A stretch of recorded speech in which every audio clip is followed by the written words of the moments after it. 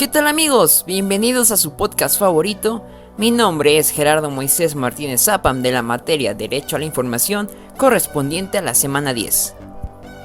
El día de hoy cambiaremos un poco el formato de este podcast y hablaremos acerca de una lectura que se titula ¿A quién pertenece la información?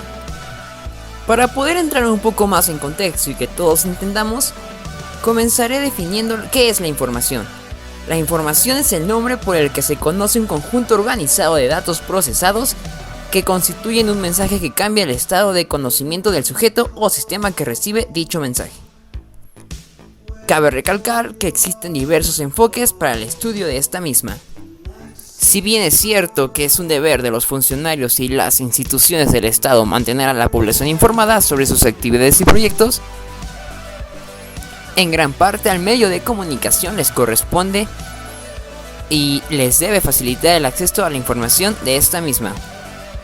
Esta información es en consecuencia un derecho público. En este artículo que se titula, como ya lo mencioné, ¿A quién pertenece la información?, el autor analiza el manejo de la información confidencial. A propósito de la nueva Ley Mexicana de Transparencia y Acceso a la Información Pública. Es importante recalcar que el autor aborda dos temas. Por una parte, la cuestión del derecho a la información y la del derecho a la confidencialidad, es decir, a la información bajo reserva o clasificada. En otras palabras, el derecho al secreto. A partir de esto, se debate los cuándo, cómo y por qué es del uso del uno y del otro derecho. Por un lado podemos encontrar el derecho a saber, el cual incluye la disposición a revelar. En términos políticos es el derecho a la rendición de cuentas. Y por el otro lado encontramos el derecho a no divulgar, que comprende por su parte la disposición a ocultar. En política también es conocido como el derecho a guardar secretos. El autor nos menciona que él cree que se trata de una tensión política, pero también ética. Pero toma como base el derecho a la información, que este derecho remite al principio ético, cuya idea es la exposición pública de los hechos y los datos de la política. Esta idea de luz pública es constitucional a la cultura política de la democracia, a diferencia de la autocracia, donde lo público se hace privado y los asuntos privados se ventilan como públicos, buscándose ahora lo obsceno. En principio, en la política democrática no cabe la información confidencial, por lo cual el autor nos menciona que no hay que especificar a qué clase de información se tiene derecho, y nos menciona que lo que hay que especificar son las excepciones de ese derecho. Cabe recalcar que el derecho a la información se acompaña, como todo derecho, con un deber, y en este caso el deber es informar.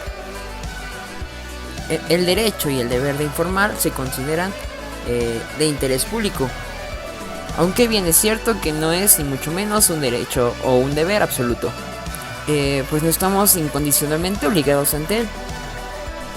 Respecto al derecho de la confidencialidad, el autor menciona que al menos está justificado por tres razones. La primera es que es un medio para proteger a la persona en su intimidad y autonomía, así como en su voluntad de ser dejada sola. Por otra parte, también es un medio para el cual se puede proteger las relaciones de confianza entre las personas y las instituciones, en ambos casos para evitar fraudes, conflictos, entre otras cosas. Esto con la finalidad de mantener las relaciones de utilidad social. Y por último, su finalidad es que es un medio para proteger la seguridad del Estado, a fin de evitar ataques extranjeros, atentados terroristas y la proliferación del delito. La confidencialidad es relativa, sobre todo en los distintos campos profesionales.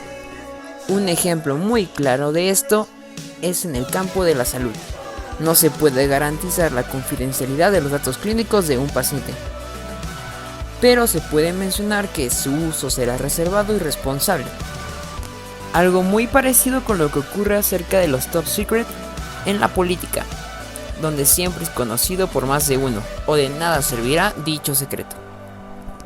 Pero entonces, ¿cuáles son los límites de esto?